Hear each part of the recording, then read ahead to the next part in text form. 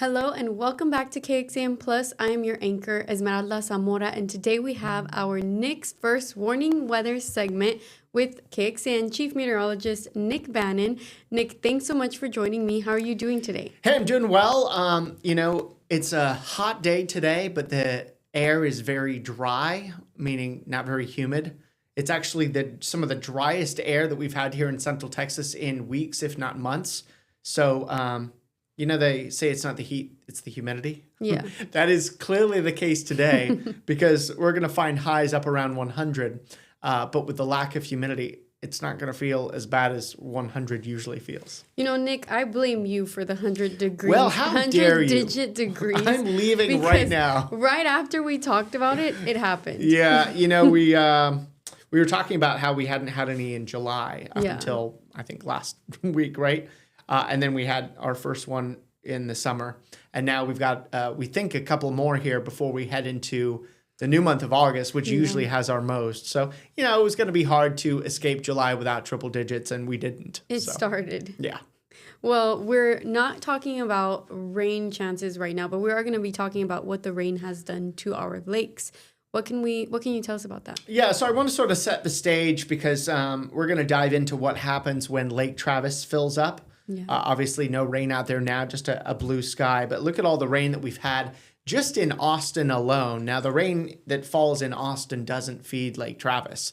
It's the rain in the hill country that feeds Lake Travis. And, of course, the amounts have been historic and, of course, deadly. Of course, started our month with the flash flooding that cost so many their lives. You can see how much rain actually fell in Austin, though, those first couple weeks of the month, especially where we saw some daily rainfall totals exceeding 2 inches.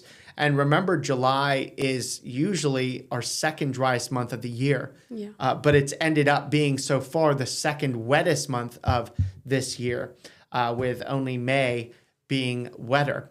You can see what that means then. More than 6 inches of rain so far this month.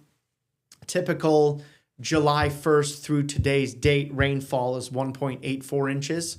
So we've got a rainfall surplus of about 4.25 inches for the month to date. But our rainfall surplus since the beginning of the year is actually not that impressive. It's only about 2/3 of an inch.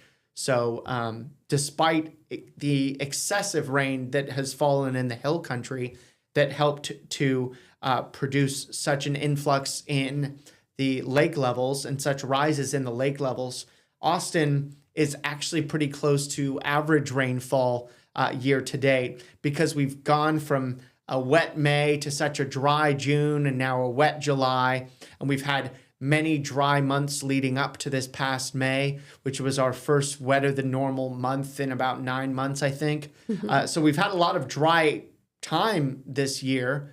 It's just been broken apart by some very wet time in May and again in July. But what that means is that even if it doesn't rain for the rest of the month, that this July is one of the top wettest Julys in Austin area history, right now in 9th place. Wow. And it looks like we've had some more Julys that were under the wettest July category in 1979, 10.54 inches. That was, 1919 there. That one kind of looks a little like a 9, but yeah. Sorry, yes, no, you're right. 1979 in 3rd place, yes, 10.54 inches. But then on 2 occasions there, the top 2, more than a foot of rain in Austin in the month of July. So that was 1919 in the top spot, 1903 there in the second spot. But yes, Esme, you were correct, 10.54 inches in 1979. And there we are in 9th place now. But all the rain we've had, not in Austin, but in the hill country, has eventually, of course, headed into our lakes and caused big rises for both Lake Travis and Lake Bannin. Lake Bannin has been full now for about a week. It was working its way up there, and now it's been holding steady at about 100% full and almost 8 feet above average for this time of year. Lake Travis holding steady, not quite full though, but it is almost 9 feet above average for this time of year. It's at 91% full, and you could see the elevation there of the waters at 675 feet above sea level.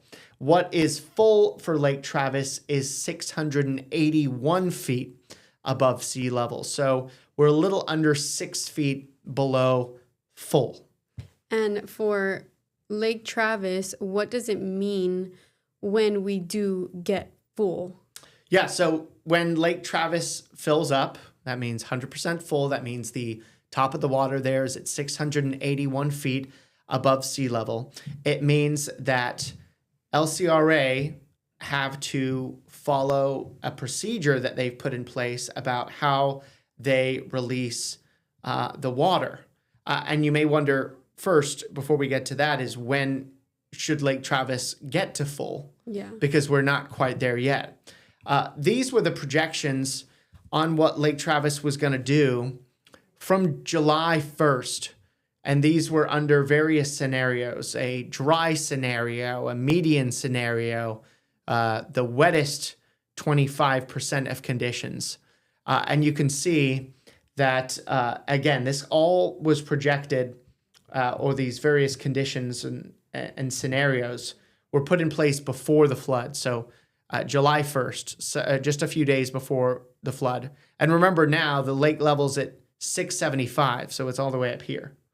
So wow. Pretty high. Yeah, and LCRA will put out another revised Lake Travis projection going into the future at the beginning of August that will much better reflect the conditions that we're at now and the various scenarios, a dry scenario, a wetter scenario about what's to come. But we can look at these projections from July to give you a sense of what's probably going to happen with the lake going forward under fairly usual circumstances.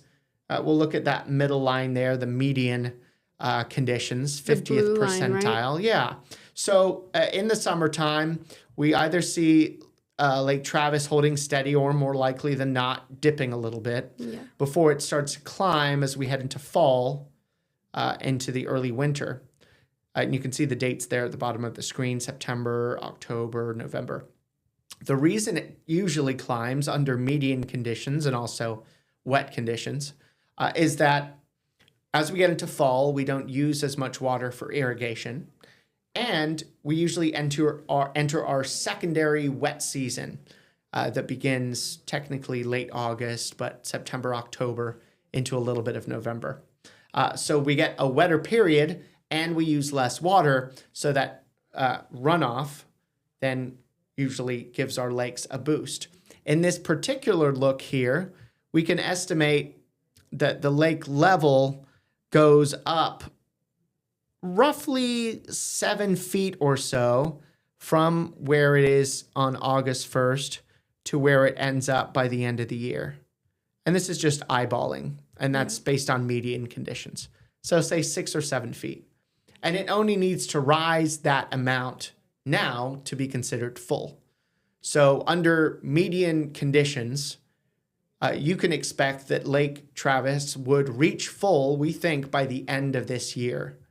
If it follows sort of, and it's hard to say the norm, median conditions is the middle out of all of the years that LCRA has been watching the data. Under that middle wettest, so in between the wettest of years and the driest of years, this is what can be expected to happen. So assuming we just follow that line, remember, then by the end of the year, we expect that Lake Travis will have risen several feet enough to make it full. Of course, we'll get a better idea when LCRA does put out their updated projections early August as to the varying scenarios.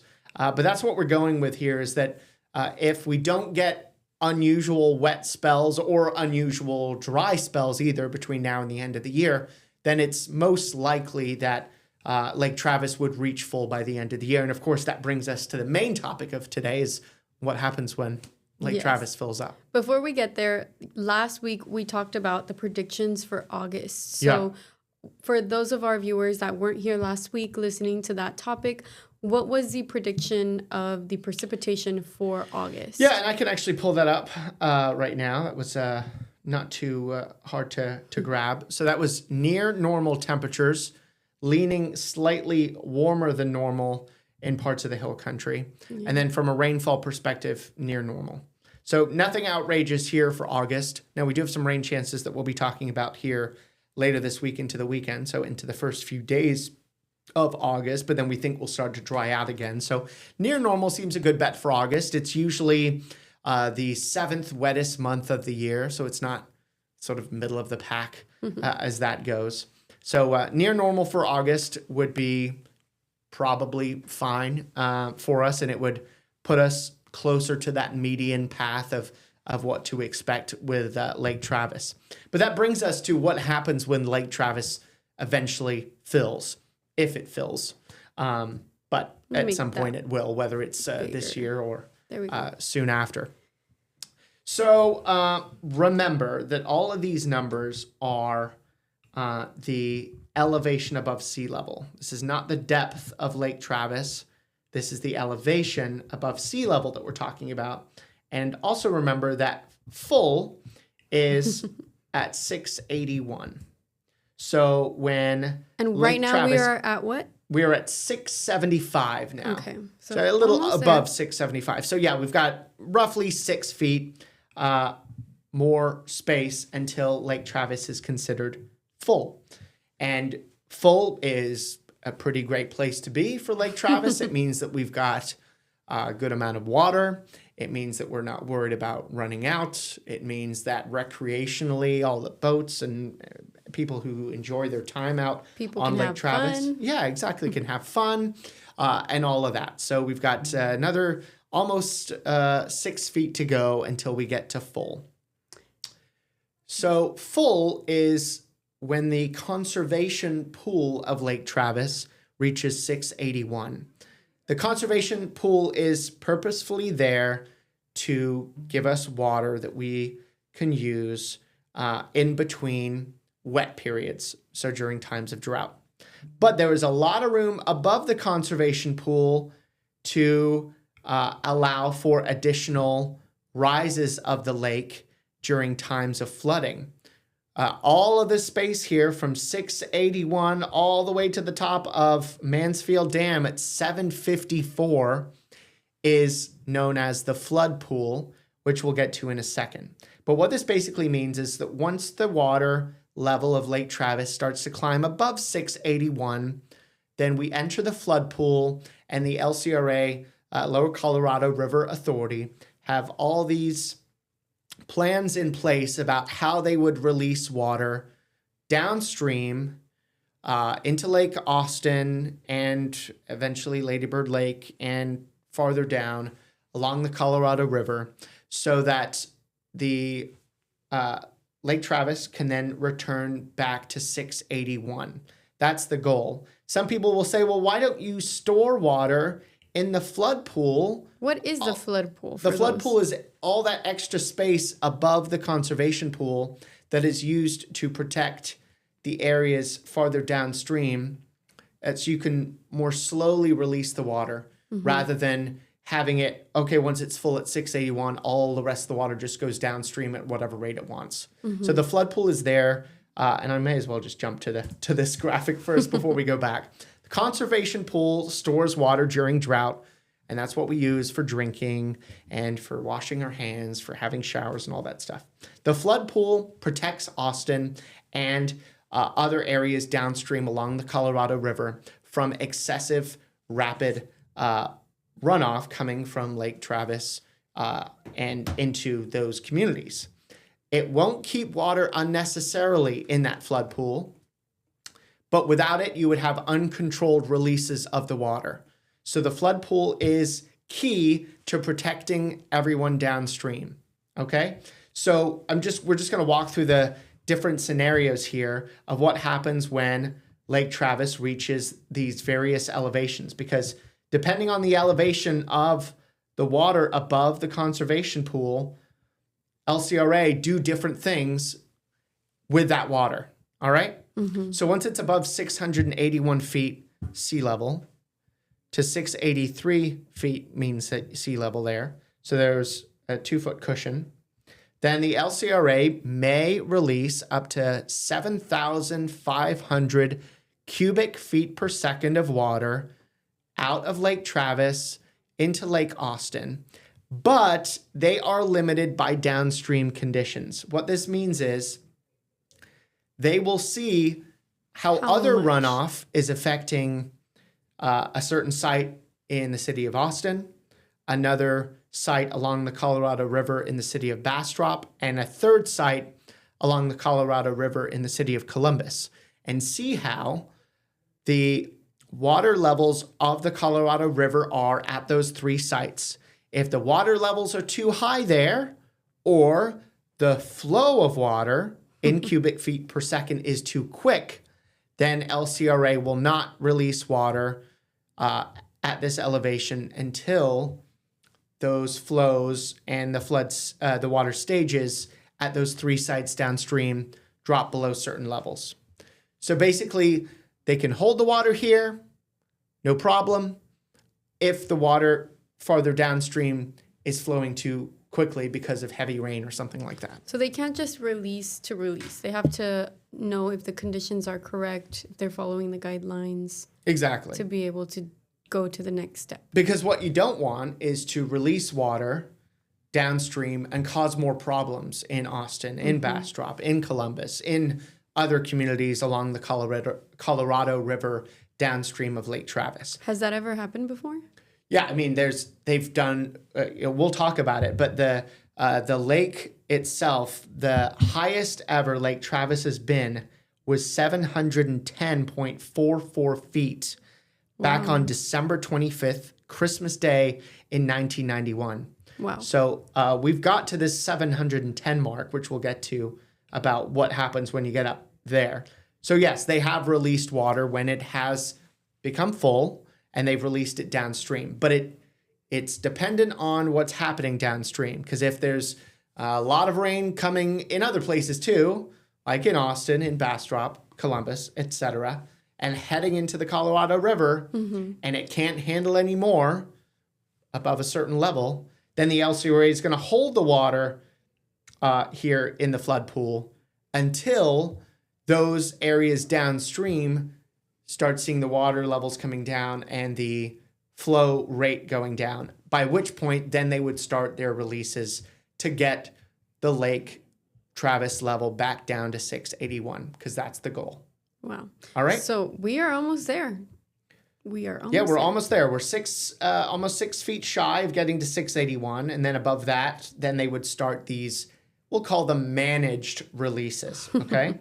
Once it gets above 683, it being the level of Lake Travis, all the way up to 710 feet, then LCRA may release water up to a rate of 30,000 cubic feet per second.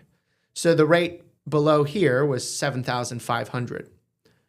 But the higher the lake level of Lake Travis, the more important it is to start to move that water.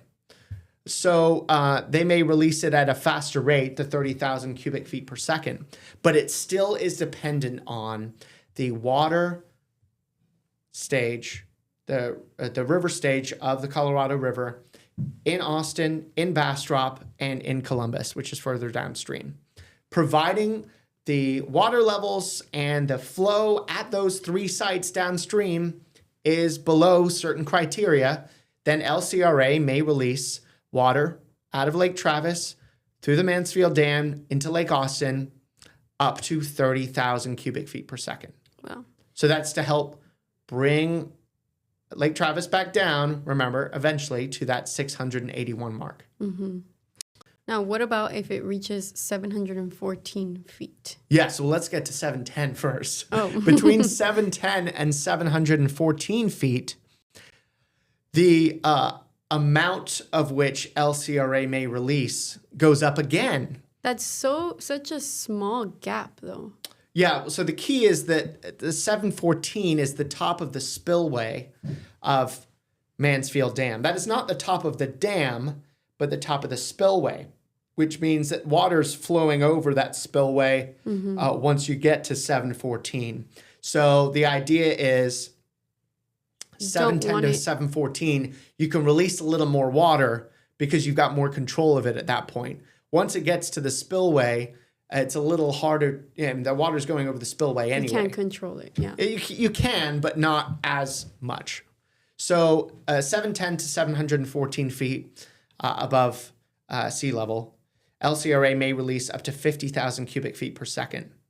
And this still relies on the downstream conditions, though. But those downstream conditions are a little different for this particular range. The rate of the flow of water in Austin, Bastrop, and Columbus along the Colorado River goes up, meaning that all three of those sites, those downstream conditions can allow for faster water at those spots. Then the concern gets, once the water is going over the top of the spillway, then LCRA has to make sure that it is protecting the integrity of the dam. Because if too much water is going over the dam too quickly, then you start being concerned about how well is the dam going to hold up. Mm-hmm. Okay? And remember, the highest that Lake Travis has reached was a little over 710. So we haven't got into this uncharted territory at this point. 710 was the highest. But these procedures are put in place. Just in case. In case, right? So once the water is level of Lake Travis is above 714 feet all the way to 722, that is 8 feet above the spillway, then LCRA may release up to 90,000 cubic feet per second. And this release is not limited by downstream conditions. So they're limited on the rate at 90,000 cubic feet per second that they may send down from Lake Travis through Mansfield Dam down to Lake Austin. But that rate may not exceed 90,000 cubic feet per second. Yeah.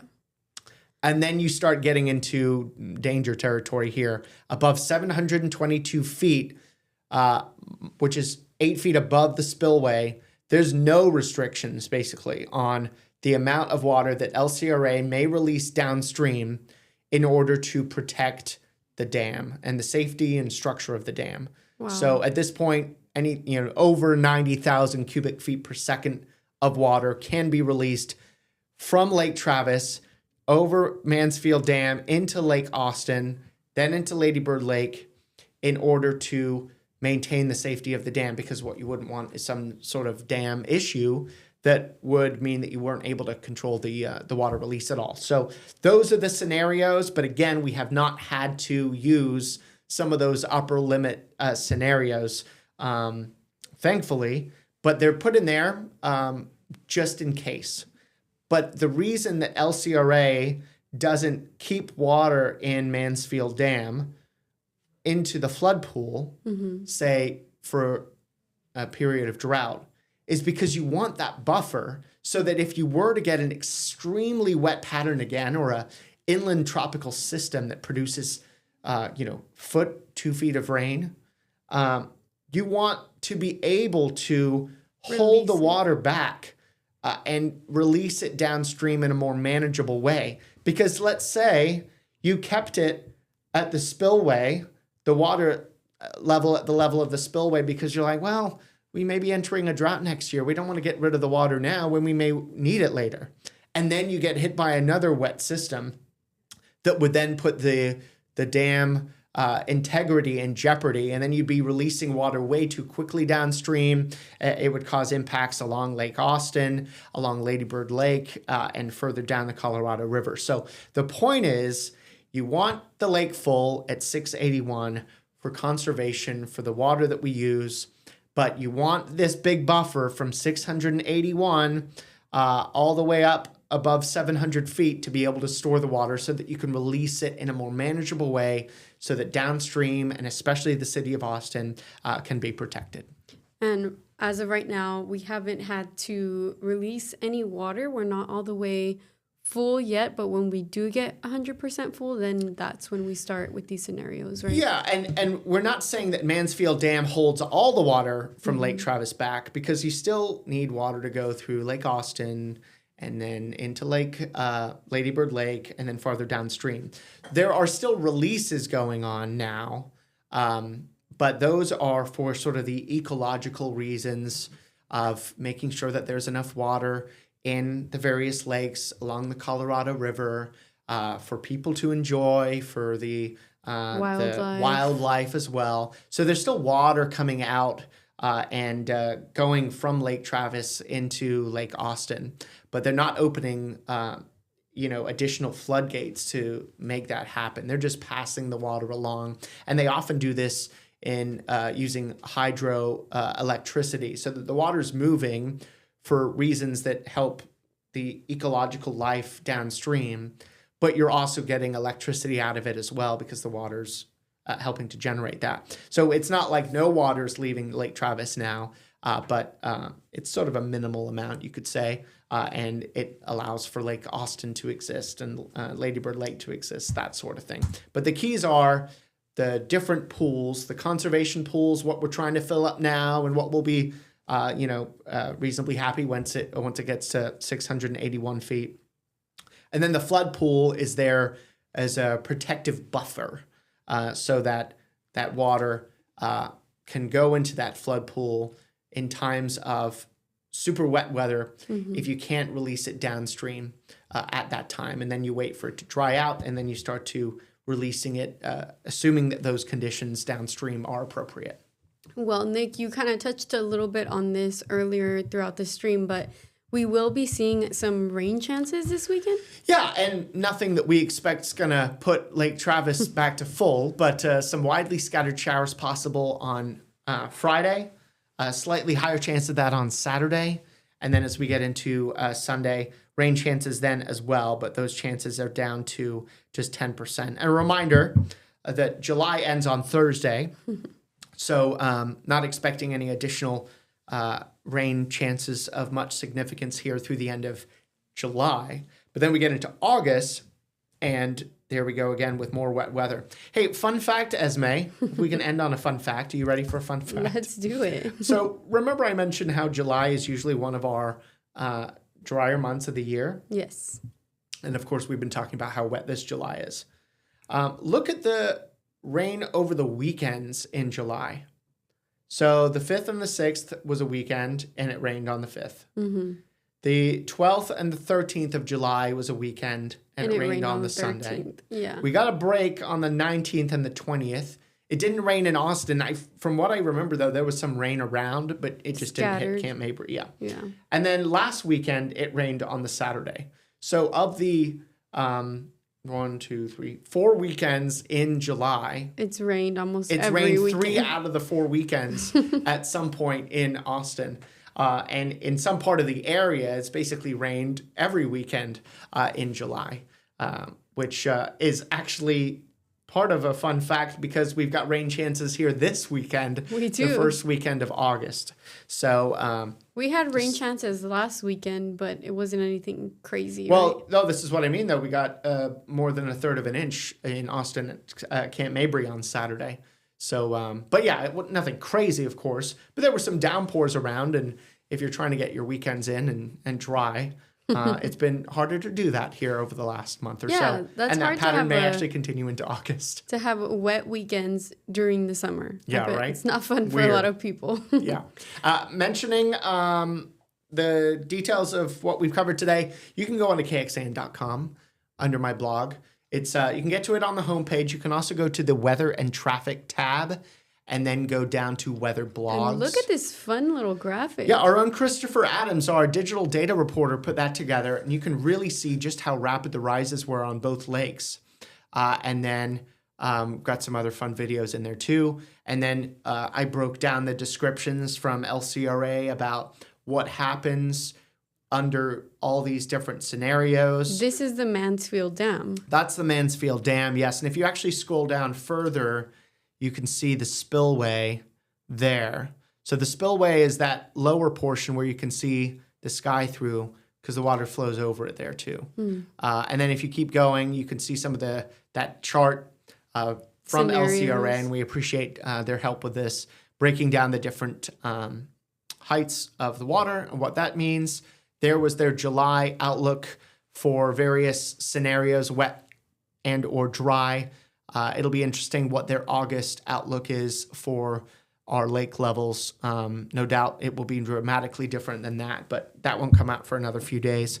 And maybe something that we can share next time, or we can talk about that on TV too. So lots to discuss. And I'll be on vacation here next week, so you won't see me for a little bit. But this was a good one, Esme. Yeah, it was. It was fun wrap of the month of July. And then we'll be back maybe mid-August when you get back with another look at the rest of August. Right? Yes, amazing. Summer's flying by. It is flying by for everyone. Well, thank you, Nick, for joining me today. We won't see you next week, but we'll see you pretty soon.